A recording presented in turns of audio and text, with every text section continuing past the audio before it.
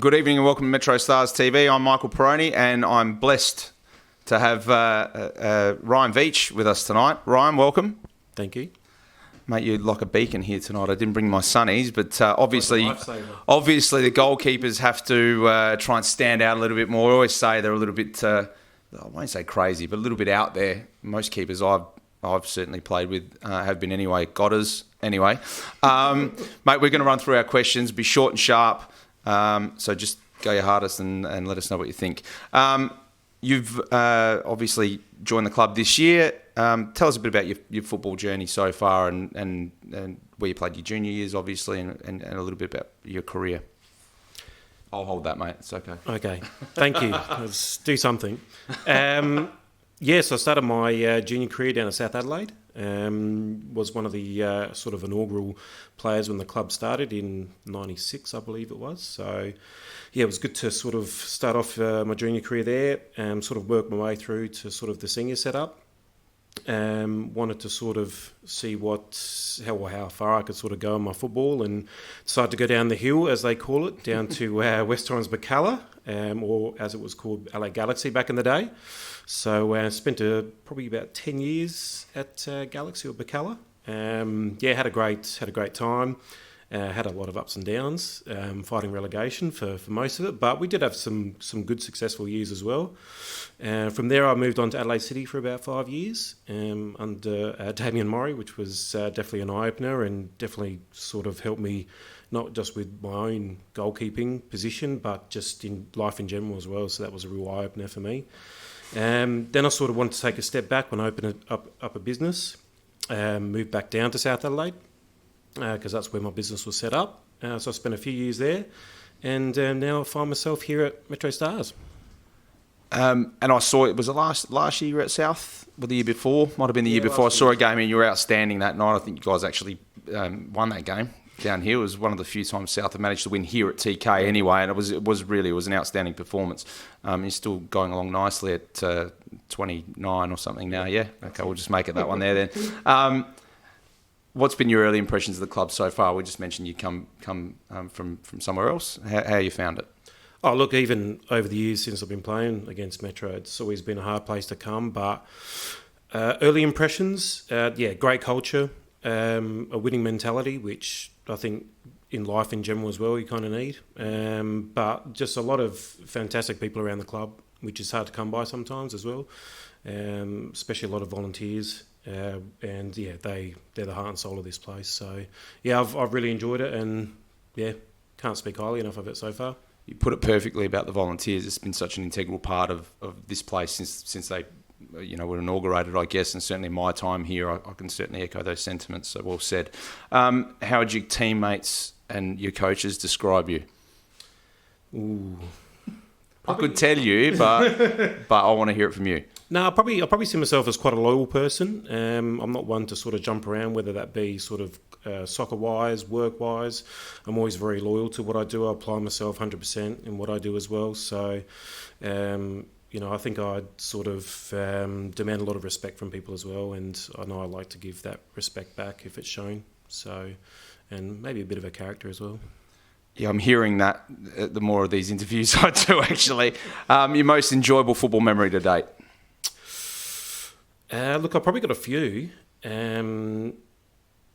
Probably the first one was probably down at Bacalla, where I was honoured enough to be named captain of the club by the one and only Serge Melter. So that was a bit of a highlight for me as he was coaching at the time.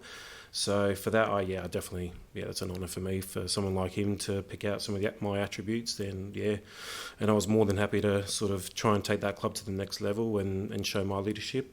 Secondly, is probably hopefully we can do it again this year in a couple of weeks' time.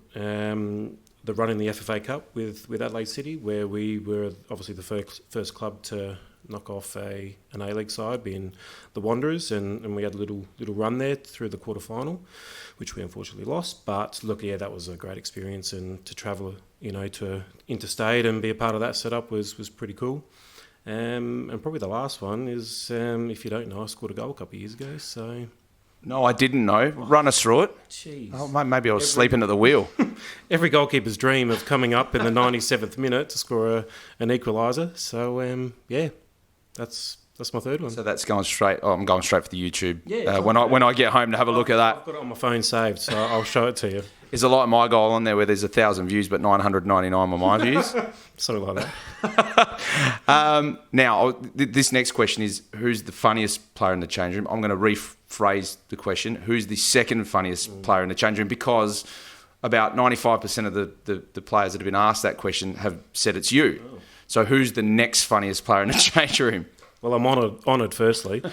Look, I think everyone has their own sort of sense of humour in the change room. I think everyone's different, which is great, because that's what really makes a good change room tick over. But I'm not going to say Scott Nagel, because I've known Scott for probably about 10 years and he's followed me to my third club now, so I'm sick and tired of him. So it's not Scott? That's not Scott. Okay, but it is really. Any hobbies or interests away from football? And then if you can extend a little bit about what you do for a crust, I guess. No, not really any hobbies. Just spending time with family and friends, and getting around to check out new eateries and wineries. I live down south, so there's always something going on at a winery. I don't drink too much, Danny. But no, just spending time with, just getting some downtime. And for a crust, I work for Zurich Insurance, so I do, I guess, risk analysis of commercial property. And that's high-rise buildings, wineries. So I'm pretty lucky to go on site visits to wineries during the week, which is great. So, that keeps me ticking over. Excellent clientele. You're an underwriter, aren't you? I'm an underwriter. Have you heard of Marsh before? Yes. Yeah, well, we can talk later. That's fine, no problems. Some Best player you've ever played with? I know that's a difficult one. A lot of people don't want to upset people, but you can be honest here. You can pick a couple if you need to. Definitely not Scott Nagel. No, look, I've played with a lot of players in my time. Everyone's different, and I've seen them come and go, but there's been a lot of them over my time, and I probably couldn't put my finger on one, to be honest. Unfair to pick one. Fair enough. We'll leave it with that then. Best player of all time that you've seen anywhere? And it can be a keeper if you really need to make it a keeper. Look, I guess being a keeper, you do obviously watch them with a bit more, I wouldn't say scrutiny, but I guess it's good to look at these guys and try and pick out their attributes and apply it to your own game. So, look, there's been plenty over the time. I guess your Michaels, Shay Given, Oliver Kahn, there's been a lot of them, Buffon. So each and every single one of them have got different attributes that I've tried to bring into my game. Whether it happens or not, I don't know. But, look, couldn't say there's one in particular. You're still young enough anyway, mate, so it's not going to be a problem. Expectations for the season? Obviously, to win. But not only that, I think to actually have a nice brand of football as well, a nice style of football that is good for the spectators. And not only that, get this club back to where it should be on the national stage. And I guess extending from that, it opens doors, doesn't it? So it opens doors for not only sponsorships, more volunteers, hopefully, but bringing different people to the club, whether that be juniors and their parents. I think, but we want to win everything at the end of the day.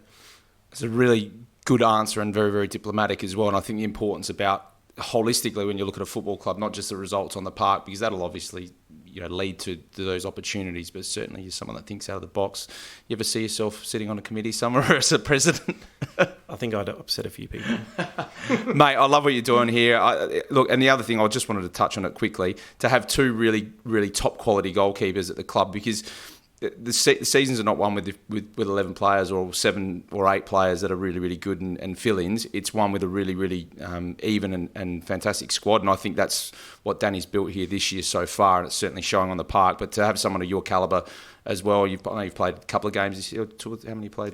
A couple of games. But to have someone of your calibre here at the club, we're really grateful for that. And thanks for making the choice to be at Metrostars this year, and all the best for the rest of the year. Yeah, Cheers, mate.